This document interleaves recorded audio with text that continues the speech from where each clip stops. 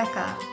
Welcome to my channel, A Taste for Life, where I will be exploring all things eating disorder related. Let's get to it.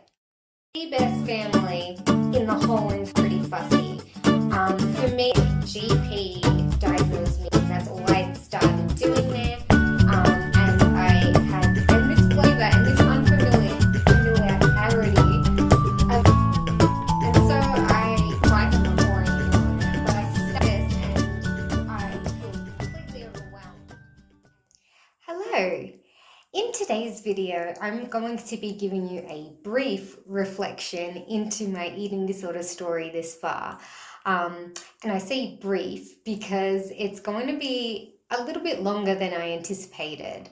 So it'll be divided into 3 sections or 3 different parts. Part number 1 is going to be a little bit about my upbringing and talking about just my first hospital admission alone and kind of the treatment I received before that and what led me to that. The second video will be my treatment as an inpatient prior to being on a treatment order. And then my last part will be focused on the treatment I received as an involuntary patient, which was the last 3 years of my eating disorder journey as an inpatient.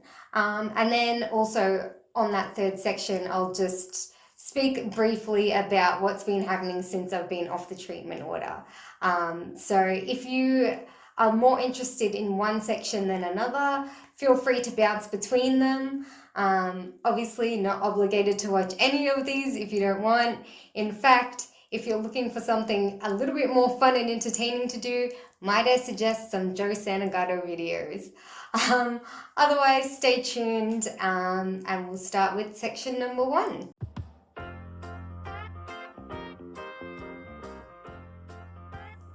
Okay, so let's get into section 1 of my eating disorder story, which is kind of describing, first of all, my upbringing.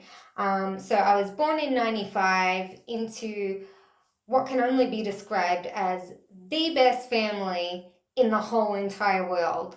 And I'm sure there are people watching this who are like, I think I've gotten you beaten. I don't believe that at all. I genuinely think I am the most blessed person in the world because I have the most tremendous family ever. But anyway, I have great family, grew up around great friends, was very secure in all those kinds of relationships, made good connections with the people around me, and had a really good, solid start to life. So just for more of like the boring stuff, I went to a co-ed Catholic primary school and then went to a public girls only high school.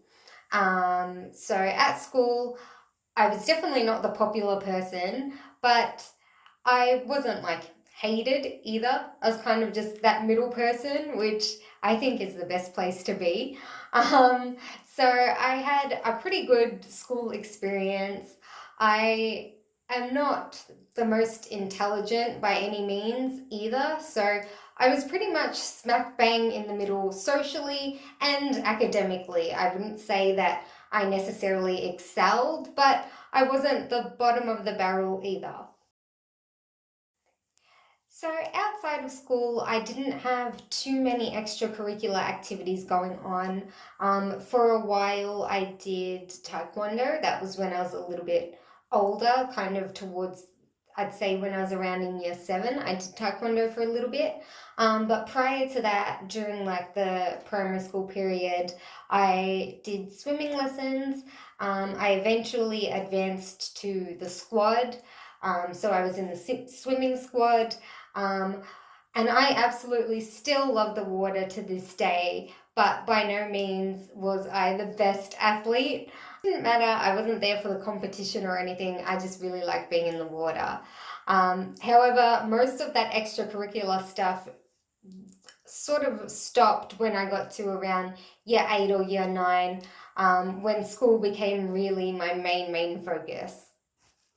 So I'd say at around year 8, I wasn't participating in any extracurricular activities. I wasn't doing anything outside of school apart from assignments and homework.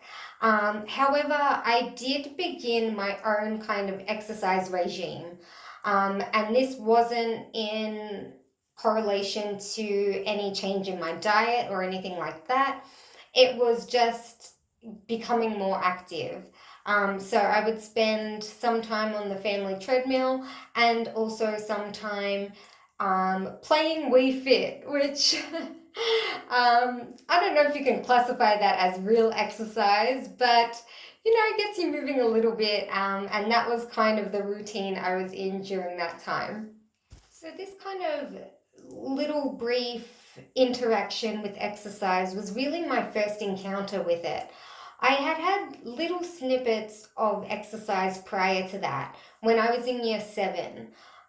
So, what our school would do was they would open the gym for us on certain days. I think it may have been 2 days a week, where we could use the exercise equipment during lunch.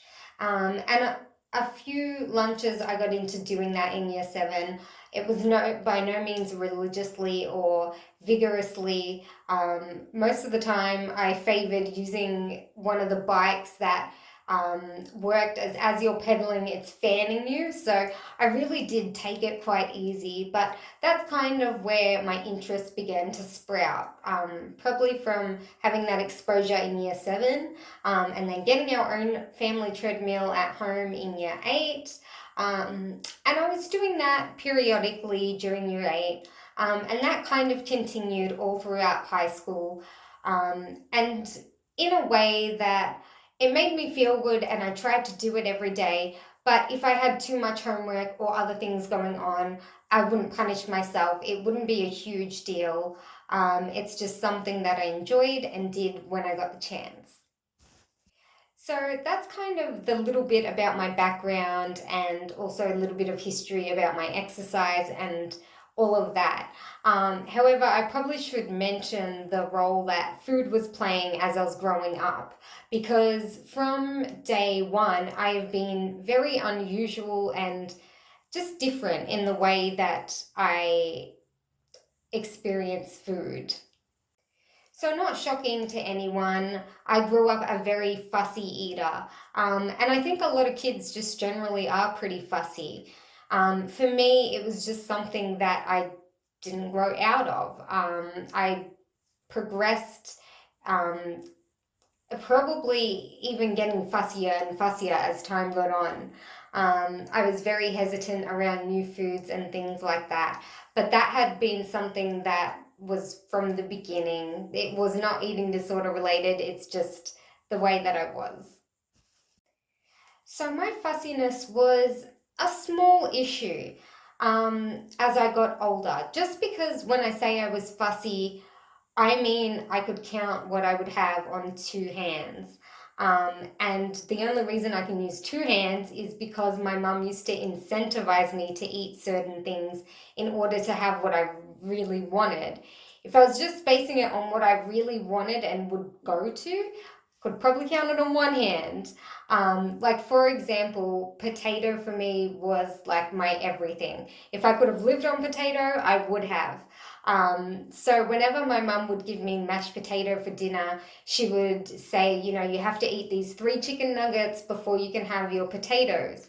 Um, so although I didn't really want the chicken, that's the only way she could get me to eat it. And she used to try to encourage me in ways like that, just because I was so limited and so unwilling to try new things. So again, it's important to distinguish that none of this activity is happening while I have an eating disorder. This was just my norm prior to developing the illness. So I guess when I talk about the way that I used to eat foods, um, it was just very different. There was nothing that I can recall that I ate the way that a regular person would. For example, if I were to have a slice of toast, the process would be that I would make the toast, put whatever I want on it, but I would cut off the crust, lick the spread, peel the bread, the kind of the top layer of the toast, eat that, then eat the bottom part, then eat the crust. So that would be like a slice of toast. But it happened for anything and everything that I ate. I would have a different process as to how I would eat it, even down to my bowl of chips, where I'd take a bite into the chip, and kind of in my mouth, I would roll out the softer potato on the inside, eat that, and then chew on the out at the crunchier outside and eat that. Um, and again, this wasn't something that I was very self-conscious of. To me, that was just what I do. That's how you eat. So it didn't bother me in that regard at all, but it did slow down how fast I could finish a meal considerably. And sometimes that came up like from family or friends, but again, when it did come up, to me, it was kind of like just stating a fact. I was like, yeah, I do eat a bit different. I do eat a bit slow, and it wasn't bothersome at all. So I had the fussy eating and the peculiar way of eating, but then there was also, again, not untypical for children, but I just never grew out of it. Also, the thing of different foods touching. I wouldn't want anything touching. So when my mum would present me with the mashed potato and the chicken nuggets, it was always the chicken nuggets are on this plate, my mashed potato is next to it in a separate bowl.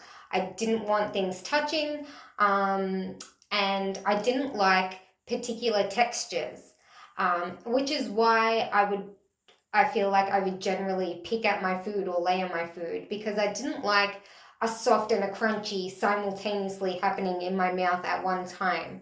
Um, yeah, it's something that I haven't really grown out of. I don't like when too many layers of things are touching or too many flavors are interacting. I prefer to have everything as a separate element, and that's just the way I enjoy it. Okay, so I think I've established I've been a pretty fussy eater from day one, and had my own things around food from the beginning. However, when I was in year 12 and more into my first year at uni, um, I think that's where the development of the eating disorder really began. So I guess the transition from year 12 to uni was very awakening for how much I could really control my food. I guess still to the day of year 12, my mum was very, very helpful in packing my snacks and my sandwich. Again, it was a very predictable thing. I had the same thing pretty much every day, occasionally changing it up, but usually if I was changing it up, it would just be like Nutella instead of butter or Vegemite, or vice versa. Those were pretty much my sandwich options. However, when I got to university, you obviously don't pack your lunches and your snacks and things like that. You just go with your schedule, plan the day as it comes, sort of.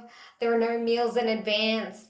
And so I guess the first thing that tailored off in my diet would have been the little lunch or morning tea, or just that very morning snack that you would have between breakfast and lunch that you would get a set time for at school, but at university you really didn't. And I mean, to this day, morning tea is a little bit of a blurred line for me. I'm like, some people do it. I don't think many people do, just because of the awkwardness of timing. But it's definitely something that fell out of my routine pretty quickly just because it no longer fit into it. So once morning tea kind of tapered out of the routine a little bit, I began to reevaluate all my other meals, I guess. Starting then with lunch, because lunch was kind of between my uni schedule, so I could just fit it in between classes. And so I chose pretty much one thing, and I had that almost every single lunch. But I began to realize that, like morning tea, I didn't really need the lunch. Like, I would pick at it, sometimes I'd finish it, sometimes I'd only get through half of it, because I would simultaneously be doing some of my uni work. So I would have my lunch with me, but I'd be catching up on assignments or doing extra reading or whatever it was. So it just became a less important part of my routine. And I don't want to get too involved into the details of what happened, but you can see how that led to a very dangerous road. And eventually in 2013, my GP diagnosed me with anorexia. So treatment for anorexia began pretty subtly. I was forced to get my first blood test ever. This was around the age of 19, and I was petrified. Um, I pretty much battled them the whole way through it. But because of such dramatic changes in my diet, it really was important that we had a look into the bloods. And it got to a point where we got so desperate that instead of taking a regular blood test, the pathologist resorted to a finger prick and literally sat there squeezing my finger to get the blood, like the minimal amount they could take, in order to test my blood. And you know, I'm kind of over that fear of blood tests. Obviously now I'm fine with needles, but at the time that is pretty much the only way they could do it.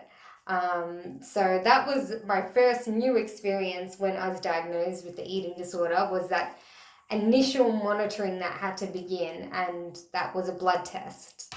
So once we had established that medically I was still stable and okay, I was referred to a psychiatrist and I was seeing her for a little while, and she eventually referred me to a psychologist who specialized in eating disorders.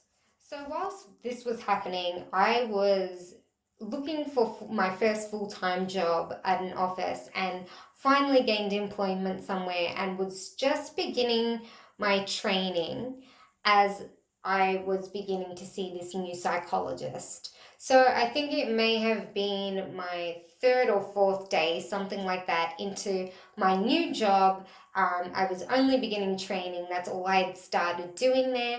And I had this first appointment with the psychologist after one of my days at training. In this consultation with my new psychologist, we did the very brief getting to know each other kind of stuff. And then she weighed me, she asked about what I was eating, and all of that wrapped up, I'd say, pretty quickly, maybe within 10-15 minutes. And the rest of the appointment that I had booked, I was in the waiting room and my parents were in talking to the psychologist. So still to this day, I really don't know what they were talking about or what was discussed. But the next day, prior to me going to work, so this is before 9 o'clock, I had an appointment with my psychiatrist. And my psychiatrist had spoken to my psychologist and now relayed to me that the plan was to get me admitted to hospital that day. So there was no going into work for training, there was no nothing. I was to immediately be driven from that appointment straight to the hospital.